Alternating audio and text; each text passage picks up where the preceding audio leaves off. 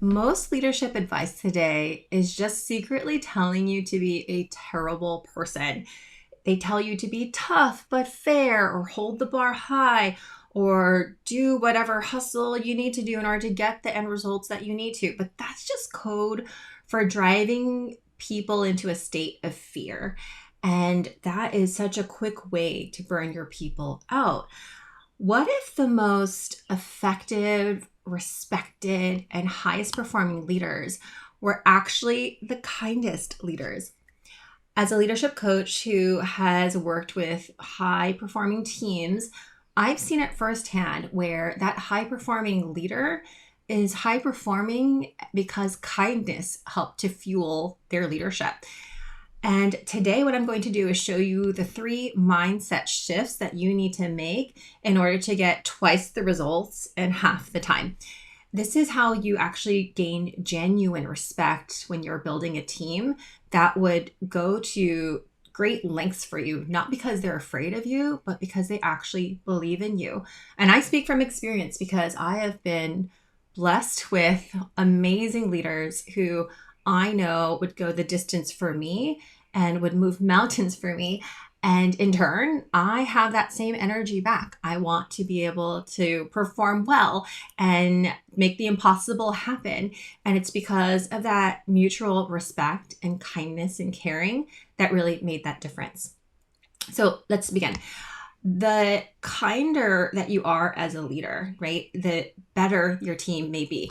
What I want to share with you here is this Harvard Business Review study where they aggregated feedback from 500 top performing companies. And what they heard is that in terms of people's reason for leaving, having an unkind environment would be 10 times more likely the reason why they leave than compensation. And oftentimes we're so focused on just making sure people are compensated well. But at the end of the day, that's not enough. Yes, still compensate your people well, but they want to be treated well as people too. They want to be respected. They want to be treated kindly. And so studies have shown over and over again that kindness is actually a superpower and not a weakness. So if a kind leader is the type of leader you want to be, these 3 things are going to be really important to consider. So number 1, I want you to understand that kindness is not about sharing all of your personal life. People think being kind is creating personal connection in that way and sharing a lot about yourself personally, having that sort of relationship. But sometimes that might even make employees super uncomfortable to have you overshare. So it's really important to notice whether or not that would be appropriate with that particular employer or not to have that sort of personal connection in that way. Trust is what we're trying to build here. Trust is so important in the workplace to create psychological safety. And employees don't trust you, they won't want to give you your best effort. And you might be in a situation where you don't even realize this is a thing.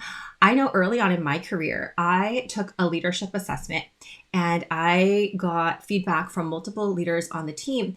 And I was shocked by the responses. I scored high on so many things, on capability, on teamwork, on all these performance metrics. But the thing that I scored low on was on people feeling like they knew me. And I didn't understand why that meant anything. A leadership coach at that time told me, it was very revealing, that when people feel like they don't know you, they can't trust you.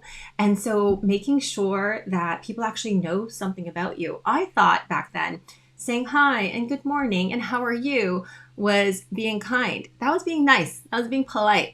But actually letting people know about me was actually something that built trust. And so making sure that you're thinking about how do you build that rapport with your team goes a long way. The second thing about kindness is showing that you care about that person and their success.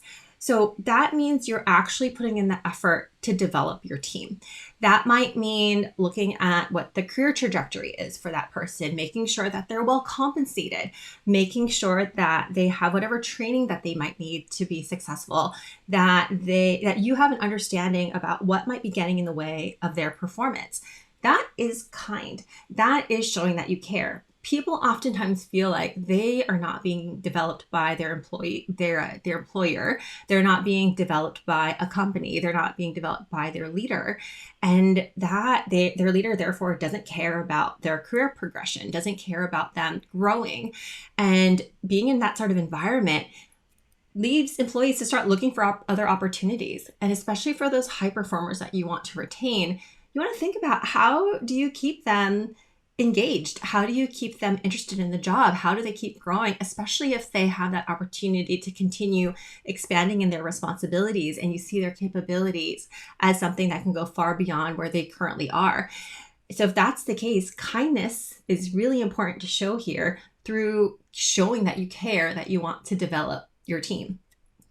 Now, the third thing I want you to think about is that kindness is not the same as being nice.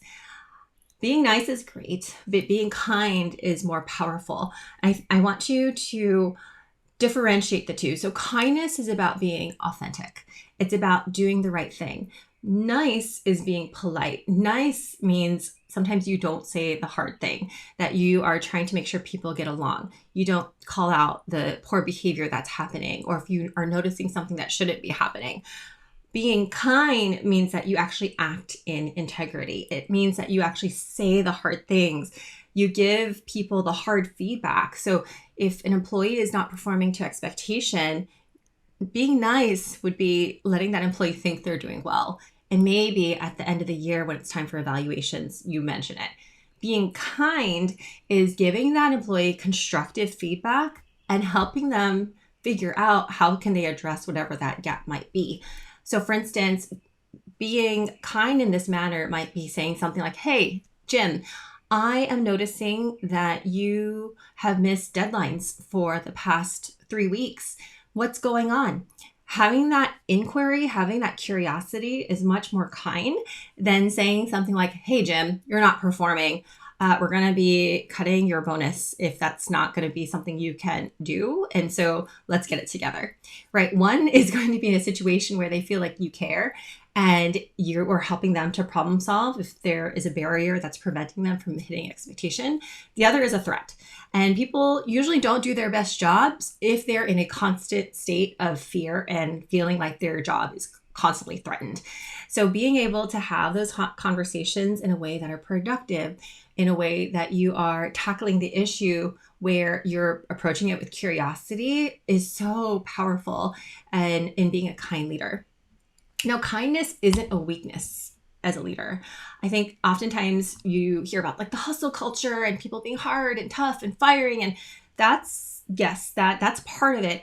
But being able to do it in a way where you're thinking about what's kind, how am I making sure my employees are being able to perform in the best way possible? If they're not the right fit, how do I make sure that they move on to the next place for them that would be a great fit? Kindness is about being authentic and doing the right thing.